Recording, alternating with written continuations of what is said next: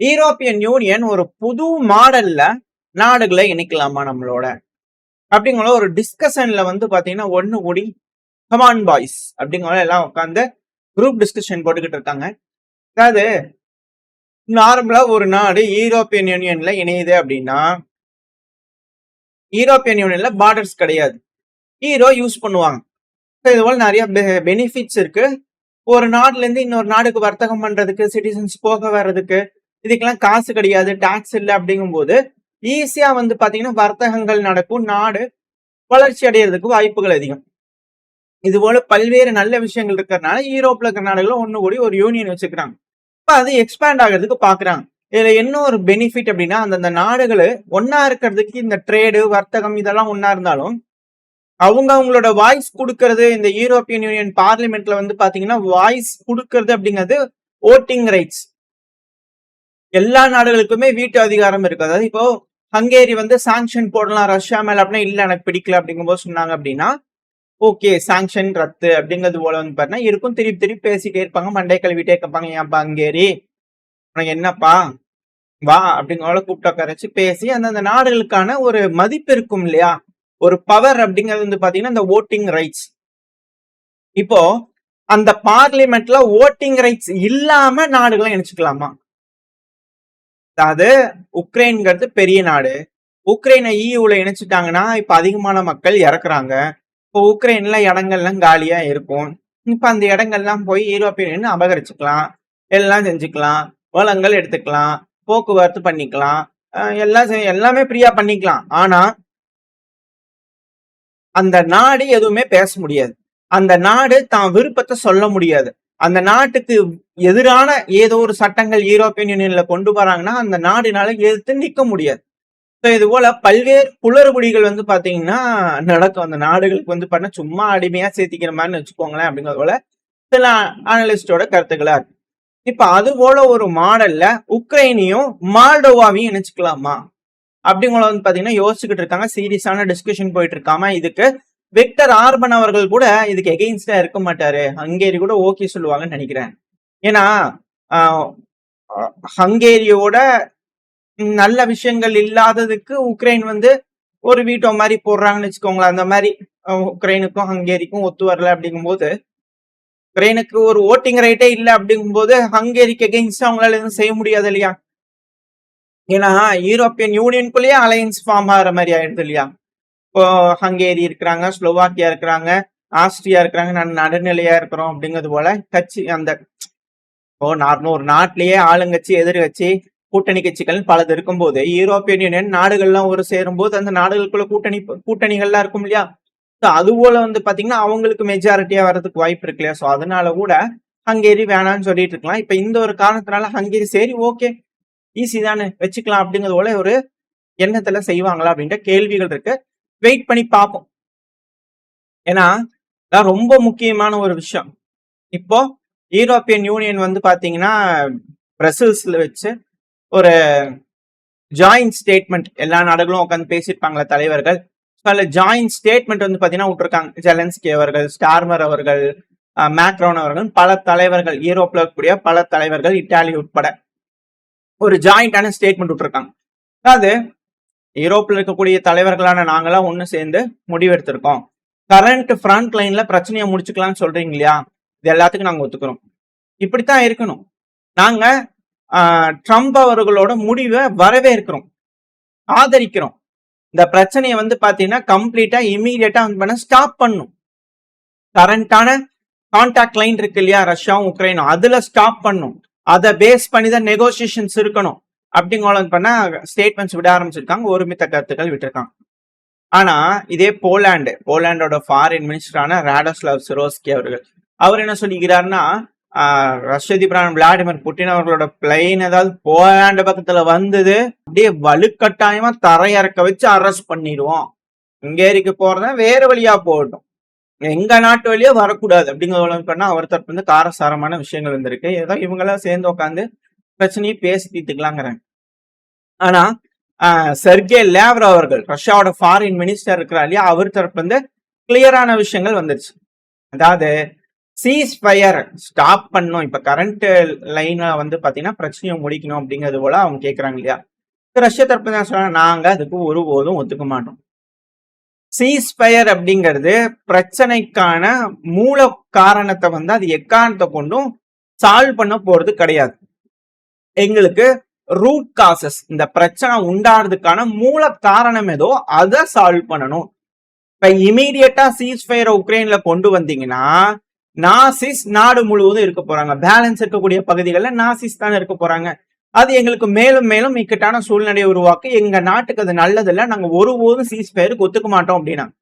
இப்போ லாவ்ரோ அவர்களும் Marco Rubio அவர்களும் வந்து பாத்தீங்கன்னா மீட் பண்ணிக்கிறதா இருந்தது இல்லையா? Foreign minister, secretary of state America உட்காந்து பேசிக்கிறதா இருந்தது இல்லையா? இப்பதான் நாள் சொல்லாம தள்ளி வைக்கப்பட்டிருக்கு. அக்டோபர் 23 பேசிக்கிறதா சொல்லியிருந்தாங்க. பட் ஆனா இப்ப திரும்ப அது போஸ்ட்பான் ஆயிருக்கு. இப்போ போஸ்ட்பான் ஆகும்போது என்ன, திருப்பி சீஸ் ஃபயருக்காக பேசுறீங்கன்னா அது வேஸ்ட்டுங்க. வந்து பேசி என்ன பிரயோஜனம்? வேஸ்ட், வரல உங்களுக்கு பஸ்ன்னு சொல்லிட்டு இருக்க முடியாது, நான் வரல அப்படிங்கிறது போல லாவ்ரோ அவர்கள் தரப்பு வந்து பாத்தீங்கன்னா இது போல ஸ்டேட்மெண்ட் வந்திருக்கு. ஸோ அதனால தள்ளி விட்டுருக்காங்க. பேச்சுவார்த்தைகள் நடக்கலன்னா அப்ப ட்ரம்ப் அவர்களும் புட்டின் அவர்களும் பேசிக்கக்கூடிய அந்த மீட்டிங் ஹங்கேரியில நடக்காதா அப்படின்ற கேள்வி இருக்கு. ஏன்னா யூரோப்பியன் யூனியனோட high representative diplomat, euro diplomat Kaja Kallas அவர்கள் இருக்காங்க இல்லையா? அதான் ரஷ்ய அதிபர் விளாடிமிர் புட்டினோட முண்டீடு செய்வேன் அப்படின்னு சொன்னாங்க இல்லையா? இப்ப அவங்க தெரிய வந்திருக்காங்க, அதாவது இந்த பிரச்சனை முடியணும், அது எல்லாத்துக்கும் வேணும் தான். யூரோப்பியன் யூனியனோட தலைவர்கள் எல்லாருக்கும் இந்த பிரச்சனை முடியணும் தான். ட்ரம்ப் அவர்களோட ரெசல்யூஷனை நாங்க வரவேற்பு தெரிவிக்கிறோம். அவர் சொல்லக்கூடிய விஷயங்கள் கரெக்டான விஷயம்தான். இந்த போர் முடிவுக்கு வரணும், இதோட எண்ணம் எங்க எல்லாத்துக்குமே இருக்கு. நாங்க அவருக்கு சப்போர்ட்டும் பண்றோம். அவருக்கு கொடுக்கக்கூடிய, அவர் சொல்லக்கூடிய முடிவுக்கு ஆதரிக்கவும் செய்யறோம். எங்களுக்கு இந்த பிரச்சனை முடிவுக்கு தான் வரணும். உக்ரைனுக்கு இந்த பிரச்சனை முடிவுக்கு தான் கொண்டு வரணும். ஆனா இந்த பிரச்சனை யாருக்கு தெரியுமா முடிவுக்கு வரக்கூடாது? ரஷ்யாவுக்கு. ஏன்னா இந்த பிரச்சனையை அவங்க முடிக்கவே மாட்டாங்க. இதுக்கான ஒரே வழி அவங்கள நெகோசியேஷனுக்கு கொண்டு வரதுங்கிறது இரும்பு கரம் கொண்டு அடக்கணும் அப்படிங்கிற திரும்பி அவங்க தரப்பு வந்து ஆரம்பிச்சுக்கிறாங்க. ஸோ இப்போதைக்கு யூரோப்பியன் யூனியன் அப்படிங்கிறது பண்ண விடுற மாதிரி இல்லை, ஒரு ட்ரை பண்ணி பார்க்கலாம் அப்படிங்கிற யோசனையில் இருப்பாங்க போல தெரியுது. அதுக்கான காரணம் நீங்க கமெண்ட் செக்ஷன்ல சொல்லிட்டு இருக்கிற மாதிரி தான். திரும்பவும் உக்ரைன்ல அந்த மார்ஷல்லாம், அதுக்கப்புறம் ஆள் பிடிக்கிறது, மொபைலைசேஷன்லாம் ரெண்டும் பாஸ் பண்ணிட்டாங்க. மெஜாரிட்டி ஓட்டு வந்து பாத்தீங்கன்னா ஜெலன்ஸ்கி அவர்களுக்கு கிடைச்சிருக்கு. 300 ஓட்டு கிட்ட வந்து பாத்தீங்கன்னா அவருக்கு ஆதரவா கிடைச்சிருக்கு. 300 சொச்ச ஓட்டு. இதுக்கப்புறம் என்ன பிரச்சனை? 3 மாசம், நவம்பர் 5ல இருந்து அமல்படுத்துது.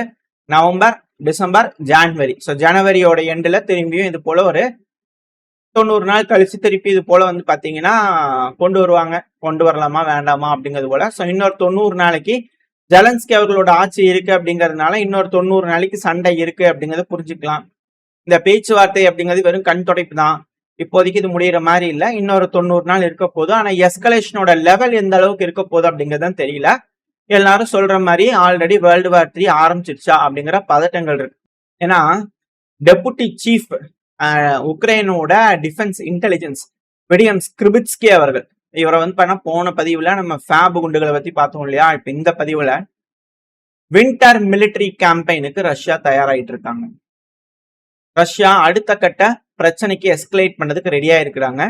நிறைய பகுதிகளை கேப்சர் பண்றதுக்கான ஒரு நோக்கத்தோட இருக்கிறாங்க.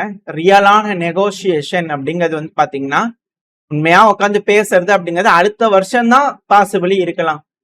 இருக்கக்கூடிய சூழ்நிலையெல்லாம் வச்சு பார்க்கும்போது அப்படி தெரியல. அதுவும் பேஸ்ட் ஆன் பொலிட்டீஷியன்ஸ், நம்மளோட பொலிட்டீஷியன்ஸோட வேலைப்பாடுகள்ல தான் அடுத்த வருஷமாச்சு இந்த பிரச்சனை முடியறதுக்கான எதிர்காலம் தெரியுது. எதிர்காலத்துல முடியறதுக்கு வாய்ப்பு இருக்கு அப்படிங்கிறத ஒரு தப்புன்னு சொல்றாரு. சோ இந்த மாசத்துல இந்த பிரச்சனை முடியுமான்னு கேட்டீங்கன்னா அது ஒரு சந்தேகம் தான். ஏன்னா ரஷ்யா அஃபென்சிவ் ஆபரேஷனுக்கு ப்ரிப்பேர் ஆயிருக்கிறாங்க. சீஸ்பயருக்கு மாட்டேன்னு சொல்லிட்டாங்க. யூரோப் சீஸ்பயர் தான் வேணுங்கிறாங்க. பேச்சுவார்த்தை ரூபியோ அவர்கள், லாவ்ரோ அவர்களுக்கு ஒத்துவைக்கப்பட்டுச்சு. களத்துல ரஷ்யா தொடர்ந்து முன்னேறிட்டே இருக்கிறாங்க. ப்ரோ உக்ரைனியன் ஜேர்னலிஸ்ட், பிளட் நிறுவனம், ஜெர்மனியோட பிளட் நிறுவனம், இவரை பத்தி நம்ம அடிக்கடி பார்ப்போம், ஜூலியன் ராக்பி அவர்கள். ஸோ இவர் வந்து பாத்தீங்கன்னா தெளிவா ஒரு போஸ்ட் போட்டுக்கிறாரு. நான் ரூசோபோபியான்னு சொல்லலாம். அதாவது ரஷ்யானாலே ஆகாது அப்படிங்கிறது போல ஒரு மனப்பான்மை இருப்பாங்க இல்லையா, அதுல இவரும் ஒருத்தர் அப்படிங்க போல இருக்கும். இப்ப இவர் தரப்புன்னு சொல்லிக்கிறாங்க, அதாவது பக்ரோஸ்கோட மத்திய பகுதியில மேப்போட எந்த பகுதியிலன்னு வீடியோவோட அந்த இமேஜோட வந்து பண்ண ரிலீஸ் பண்ணிக்கிறாரு. சோ இந்த பகுதியில உக்ரைன் ரஷ்ய வீரர்கள் அடிச்சதா சொல்லிக்கிறாங்க. இது பக்ரோஸ்கோட மத்திய பகுதி. அதாவது பக்ரோஸ்கோட இறுதிக்கட்ட போருங்கிறது நடக்க ஆரம்பிச்சிருச்சு.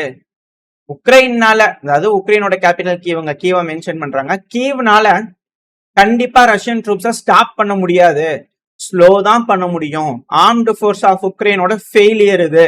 கிரமனாயிஸ்க் ஃப்ராண்ட்னு சொல்லுவாங்க, அது பக்ரோஸ்க்கு பகுதி. ஸோ ரஷ்யாவோட ட்ரூப்ஸ் ஆல்ரெடி இந்த சிட்டியை ஃபுல்லா ஆக்குப்பை பண்ணக்கூடிய வேலைகள்ல இறங்கிட்டாங்க. சிட்டி சென்டருக்குள்ள ரஷ்யன்ஸ் இருக்காங்க. இப்படி இருக்கும்போது 14 மாசம் இந்த போர் நடந்திருக்கு. இப்ப அது முடிவை நோக்கி வந்துருச்சு.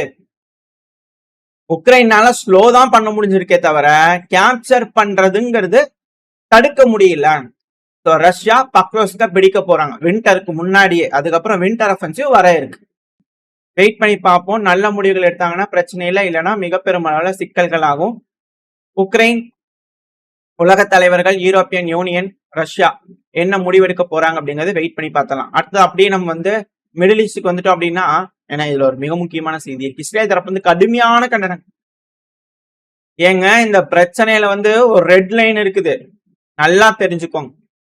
அதாவது நாங்க ஒருபோதும் டெல் அவீவ் நாங்க ஒருபோதும் விடமாட்டோம், ஸ்ட்ராங்கா அப்போஸ் பண்றோம் அப்படிங்கிறது போல இஸ்ரேலோட பிரைம் மினிஸ்டர் தரப்பு வந்து கண்டனங்கள் வந்திருக்கு. எதுக்காக அப்படின்னா, துருக்கியோட படையோ கத்தரோட படையோ இங்க அமைதி படைன்னு இந்த பிரச்சனை முடிஞ்சதுக்கு அப்புறம் காசால கொண்டு வந்து டிப்ளாய் பண்ணலான்னு ஏதாவது எண்ணம் இருந்துச்சா அதுதான் ரெட் லைன். அதுக்கு நாங்க ஒருபோதும் அலோவ் பண்ண மாட்டோம். துருக்கி பிடிக்கல அப்படின்னா ஓகே, துருக்கி நாட்டோ நாடு, சரி பிடிக்கலன்னா அது ஓகே, அது புரிஞ்சுக்க முடியுது.